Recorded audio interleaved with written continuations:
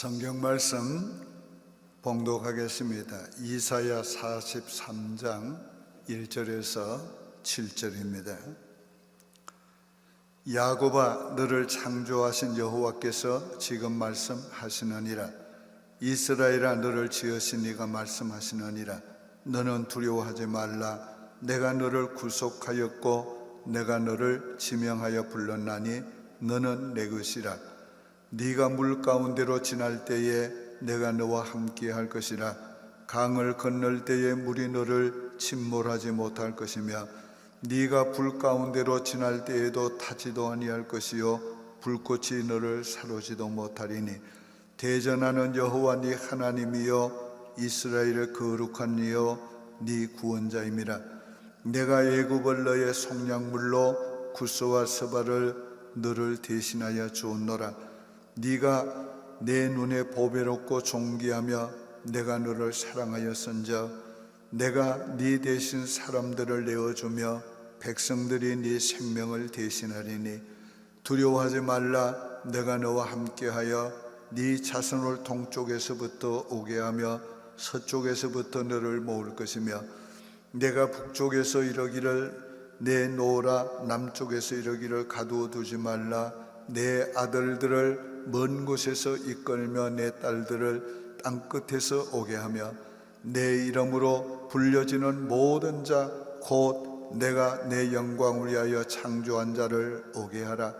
그를 내가 지었고 그를 내가 만들었느니라. 아멘. 할렐루야. 삶을 두려워하지 맙시다. 지난 주일에는 예수 승리에 가셨다. 예수 승리는 우리의 승리라고 말씀드렸습니다. 오늘은 삶을 두려워하지 말라는 하나님의 말씀을 전하려고 합니다. 우리가 예수 안에서 승리자가 되고 승리자답게 당당하게 인생을 살아가지만은 때때로 우리가 두려워할 때가 옵니다. 그것은 인간은 존재적으로 요약하고 연약하고 불완전하기 때문에 그렇습니다. 또한 인간은 사건, 문제 앞에 서면 두려워하는 것이 자연스럽기도 한 것입니다. 그러나 우리가 두려움에 붙잡히면 안 됩니다. 오늘 우리가 두려움을 가지고 살면 불신앙적인 삶이 되고 또 우리에게 기쁨과 평안을 잃어버리게 되고 하나님의 은혜와 축복도 잃어버리게 되고 우리가 해야 될 일도 제대로 할 수가 없게 되는 것입니다. 요즘 같은 때에는 사람을 만나는 것도 두렵고 어디 가는 것도 두렵습니다. 그러나 이런 두려움을 우리가 이겨야 하는 것입니다. 오늘 본문은 하나님께서 우리에게 두려워하지 말라고 말씀하면서 두려워하지 않아도 될 이유에 대해서 우리에게 말씀해 주고 있습니다. 첫째는 하나님이 주신 삶이니 두려워하지 말라고 하셨습니다. 1절에 야곱아, 너를 창조하신 여호와께서 지금 말씀하시느니라. 이스라엘아, 너를 지으신 이가 말씀하시느니라. 너는 두려워하지 말라. 내가 너를 구속하였고 내가 너를 지명하여 불렀나니 너는 내 것이라. 하나님이 우리를 창조하셨습니다. 야곱아, 너를 창조하신 여호와가 이제 말씀하시느니라. 오늘 우리 인생의 시작이 하나님으로부터 시작되었습니다. 하나님은 우리 시작이요 우리 인생의 뿌리 근원입니다. 결코 우리 부모로부터 우리 인생이 시작되기 것이 아닙니다. 하나님은 우리가 태어나기도 전에 우리를 보셨고 그리고 우리의 일생을 기록했다고 말씀하고 있습니다. 시편 139편 16절에 내 형질이 이루어지기 전에 주의 눈이 보셨으며 나를 위하여 정한 날이 하루도 되기 전에 주의 촉에 다 기록되었나이다. 그러므로 우리 존재는 하나님으로부터 시작됐고 하나님이 뿌리시기 때문에 오늘 우리 존재는 보통 존재가 아닙니다. 누가 어떻게 할 수 있는 존재가 아닙니다. 다윗은 자기의 존재를 생각하면서 너무도 감격해서 이렇게 말했습니다. 시편 139편 14절에 내가 주께 감사하오면 나를 지으심이 심히 기묘하심이라 주의 하시는 일이 기이함을 내 영혼이 아나이다. 오늘 주님께서 우리를 합당하게 지으셨고 가장 아름답게 지으셨고 또 우리로 하여금 하나님이 원하는 그 사람으로 지으셨습니다. 그러므로 오늘 우리 자신을 보면서 우리는 하나님의 걸작품임을 늘 기억해야 합니다. 하나님이 지으신 자니 우리를 사랑하십니다. 결코 버려두지 않습니다. 오늘 자기 것은 사랑하고 보호하고 아끼는 것입니다. 오늘 우리는 하나님이 지으신 존재이기 때문에 하나님 우리를 사랑하고 보호하시고 아끼시고 돌보시는 것입니다. 그러므로 하나님이 지으심은 우리에게 긍휼을 베푸시며 선대할 것도 믿어야 합니다. 성경은 하나님이 우리 머리털까지도 다 헤아리신 바 되었다고 말씀을 했습니다. 이는 무엇을 말합니까? 하나님 우리의 지극히 적은 부분까지도 세밀하게 돌보신다는 것을 우리에게 말씀한 것입니다. 우리는 결코 혼자 사는 존재가 아니고 우리를 지으신 하나님께 사랑받는 존재요 돌보심을 받는 존재요 하나님이 알뜰하게 우리를 보살피고 있습니다. 하나님이 구속하셨으니 두려워하지 말라고 말씀하는 것입니다.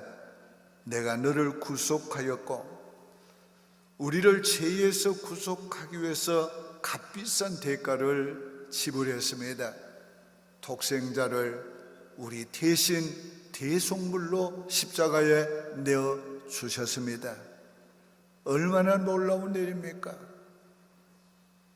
이렇게 값비싼 대가를 지불하고 우리를 죄에서 구속하신 하나님께서 우리를 결코 버리지 않습니다. 그러므로 두려워할 필요가 없는 것입니다. 하나님이 우리를 피로 값주고 사셨다고 했습니다. 왜 이렇게까지 우리를 하십니까? 우리를 구속하신 목적이 무엇입니까? 하나님이 우리와 영원히 함께 살기 위해서인 것입니다.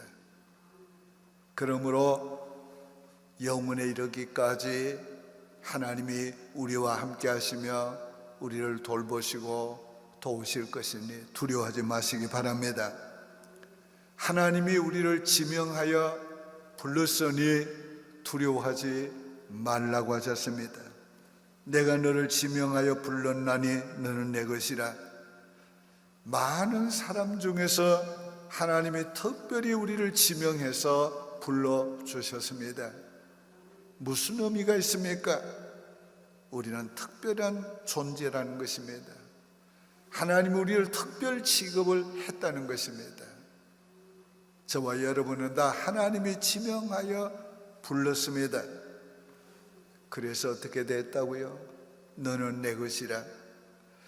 내가 너를 창조하였고 내가 너를 구속하였고 내가 너를 지명하여 불렀으니 너는 내 것이다. 우리는 하나님의 소유된 양이요 백성입니다. 하나님의 것이란 거예요. 누구든지 자기의 것은 사랑합니다. 자기의 것은 귀중히 여깁니다. 자기의 것은 보호합니다. 오늘 우리가 하나님의 이렇게 우리를 보살피는 하나님의 것이 되었습니다. 그러므로 두려워하지 마시기를 바랍니다. 이처럼 하나님이 주신 삶이니 오늘 우리는 두려워하지 말아야 합니다. 두 번째는 하나님이 함께 하시니 두려워하지 말라고 하셨습니다. 2절에 네가 물 가운데로 지날 때에 내가 함께 할 것이라. 자, 물 가운데로 지날 때에 함께 할 것이라. 하나님이 함께 한다고 그래서요. 오늘 우리는 사랑하는 사람과 함께 하고 싶습니다. 그러나 우리는 함께 하지 못할 때가 너무 많습니다. 또 우리는 함께 살아도 우리 진정한 의미에서 마음까지 함께하기가 어렵습니다. 그러나 하나님은 삼위 하나님께서 우리 안에 거처를 삼으시고 우리 안에 와서 우리와 함께 살아주십니다. 항상 언제나 어디서나 하나님은 우리와 함께 살고 계십니다. 그러므로 하나님이 우리와 함께 하시면서 우리 인생길 동행하시며 우리 인생길을 지도하고 코치하시는 좋으신 코치이십니다. 그러므로 우리가 두려워할 필요가 없는 것입니다. 하나님과 함께 걷는 자, 하나님과 함께 사는 자, 하나님이 책임져 주십니다. 하나님이 보호하시니 두려워하지 말라고 그랬습니다. 2절에 강을 건널 때에 물이 너를 침몰하지 못할 것이며 네가 불 가운데로 지날 때에 타지도 아니할 것이며 불꽃이 너를 사르지도 못하리니. 자, 오늘 하나님께서 우리를 보호하시는데 우리가 물 가운데로 지날 때에 물이 우리를 침몰치 못하게 하신다고 그랬습니다. 이스라엘 민족들이 홍해를 건널 때에 물이 침몰치 못했습니다. 요단강을 건널 때에 물이 침몰치 못했습니다. 불같은 위기가 와도 하나님께서 우리를 소멸하지 않습니다. 불같은 시험을 두려워하지 마시기 바랍니다. 불꽃이 너를 사르지도 못하리라. 다니엘의 세 친구는 불꽃 가운데 던짐을 받았으나 하나님이 그를 건지시고 건지시되 불탄 냄새도 없고 흔적도 없게 했습니다. 이것이 하나님께서 우리를 건지시는 모습인 것입니다. 하나님이 우리를 불같은 시험에서 건지시면 불탄 자죽도 없고 냄새도 없습니다. 무슨 말입니까?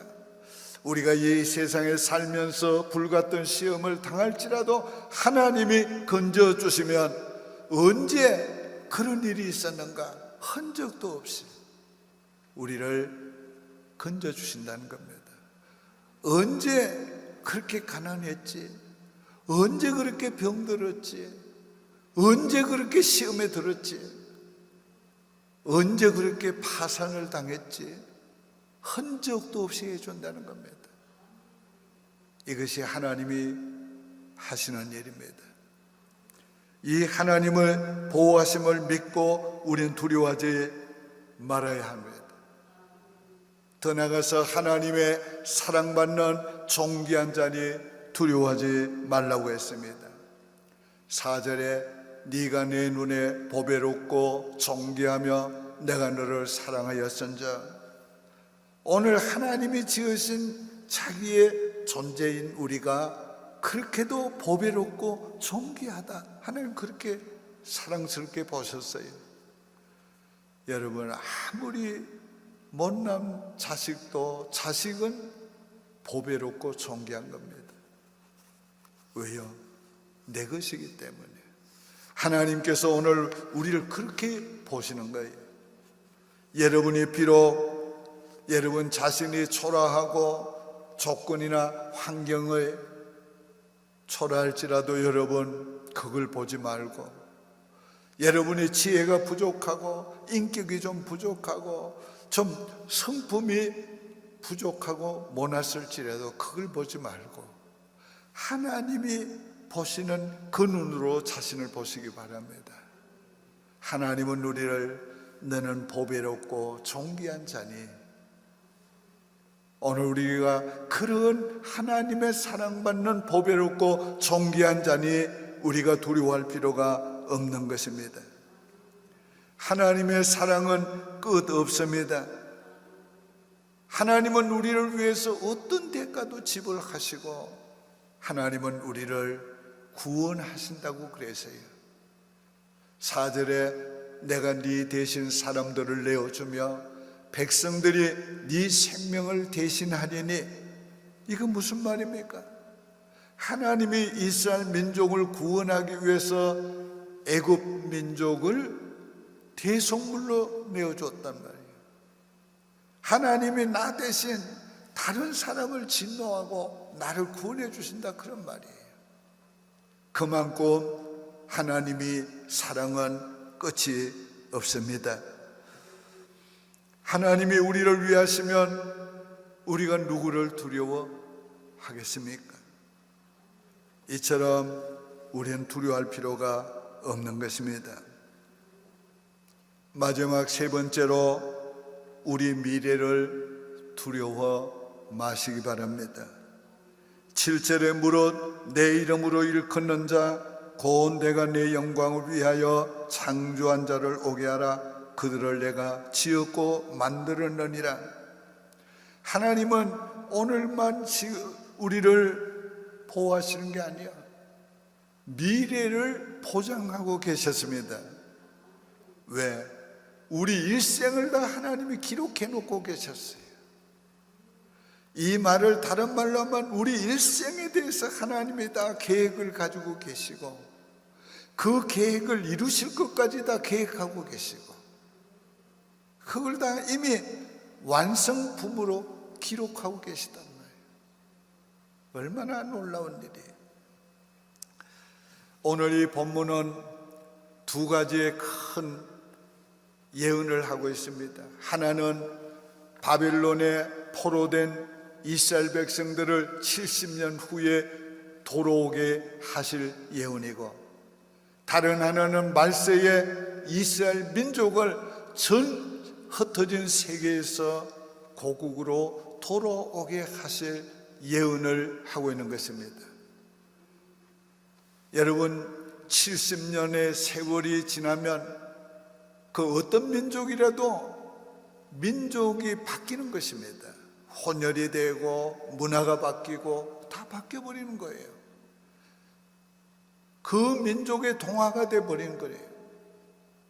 그럼에도 불구하고 하나님이 예언하신 대로 70년이 되었을 때에 이스라엘 민족은 예언대로 회복되어 왔습니다. 어떻게 해요? 하나님이 고레스 왕의 마음을 감동하시고 그에게 성령의 기름을 부으시고 그로 하여금 이스라엘 민족은 고국으로 돌아가라고 명령하게 하시고 돌아가서 예루살렘을 재건하라고 명령하고 돌아가는 길까지 다 도와주었습니다. 어떻게 이런 일이 일어납니까? 하나님이 그렇게 하신 거예요.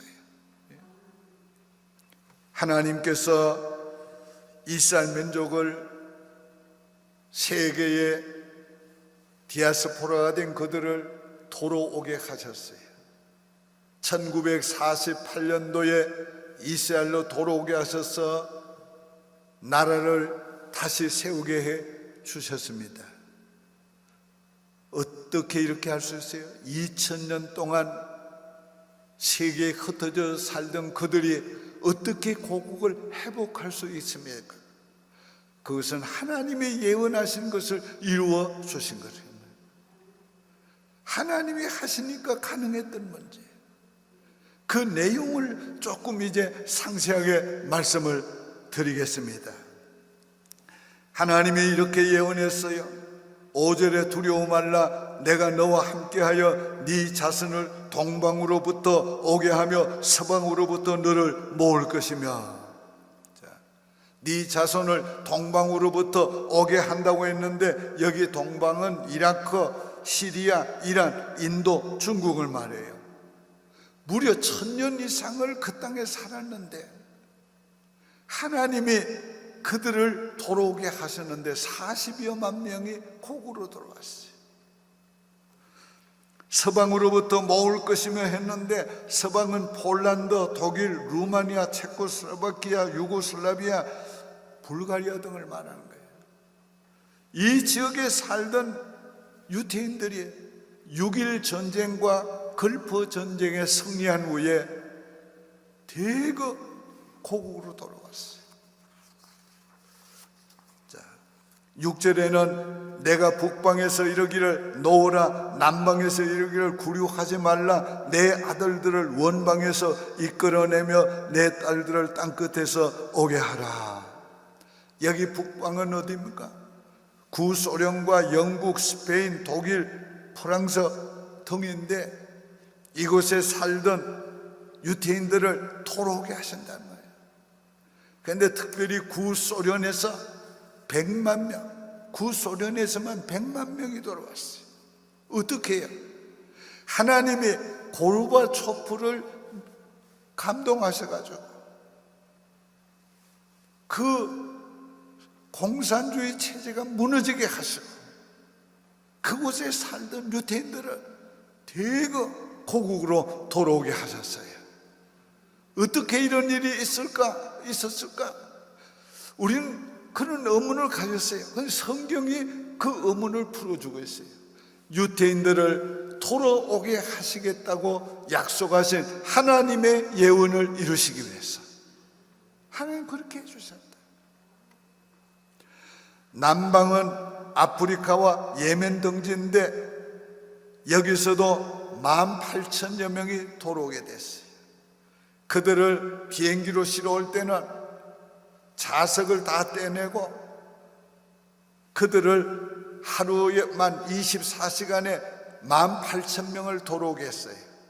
근데 그때의 작전을 독수리 날개 작전이라고 이름을 붙였어요. 근데 여러분 잘 들으세요. 성경에 그들을 독수리 날개로 하나님이 업어서 옮긴다고 돌아오게 한다고 약속하고 있는 거예요. 이사야 46장 11절에 내가 동방에서 독수리를 부르며 먼 나라에서 나의 모력을 이룰 사람을 부를 것이라. 내가 말하였은즉 정령 이룰 것이요 경영하였은즉 정령 행하리라. 어떤 분은 뭐 대개였겠지요. 비행기를 타본 적이 없는 사람들이에요. 그 비행기 타는 게 두렵지 않은가 물었는데 그때의 비행기 날개에 독수리 그림이 있었어요. 그걸 보고 이 사람들이 이사야 46장 11절의 예언이 이루어진 걸 알고 하나님께서 예언대로 해주시니 우리는 두렵지 않다고. 여러분 성경에 하나님이 예언한 것들이 이루어지는 그 내용들을 보면은 1.1획도 변함이 없이 그대로 이루어져요. 어떤 때는요 그 하나님이 예언한 것을 이루시는 그거를 보면 몸이 전율이 일어날 정도로 하나님 너무도 정확하시고 하나님 너무도 정확하게 이루시는 걸 알게 되는 것입니다. 오늘 이 예언이 이렇게 이루어진 것은 우리에게는 무슨 메시지를 하고 있습니까? 우리의 미래도 하나님이 다 계획하고 계시고 하나님이 계획한 대로 우리의 미래를 이루어 주신다는 보장을 말씀하고 있는 거예요. 그러므로 우리는 미래에 대해서 두려워할 필요가 없는 것입니다. 하나님이 우리를 창조하셨고 하나님이 우리를 구속하셨고 하나님이 지명하여 부르셨고 하나님께서 우리에게 보호해 주시겠다고 약속하셨고 하나님이 우리를 사랑하셔서 하나님이 우리를 보배롭게 보시고 하나님이 우리의 미래를 보장해 주시는데 뭘 두려워하겠어요? 삶을 두려워하지 마시기를 바랍니다. 오늘의 상황에 힘들고 어려워도 그거 다 일시적인 거예요. 우리의 삶에 어떤 문제를 만나도 그 문제가 우리 인생을 망가뜨릴 수 없어요. 하나님 안에 있는 우리 인생은 안전합니다. 하나님 안에 있는 우리 인생은 보장되어 있어요. 두려워하지 마시기를 바랍니다. 이제 오늘의 말씀을 여러분이 믿음으로 받으셨으면 제가 선포할 때에 아멘으로 화답하시기를 바랍니다. 내가 너를 창조하였노라. 내가 너를 구속하였노라. 내가 너를 지명하여 불렀노라. 너는 내 것이다. 내가 너를 보배롭고 존귀하게 여기노라. 물이 너를 침몰하지 못하며 불이 너를 사르지 못하리라. 내가 너의 미래를 책임져 줄 것이다. 아멘. 삶을 두려워하지 마시기를 바랍니다.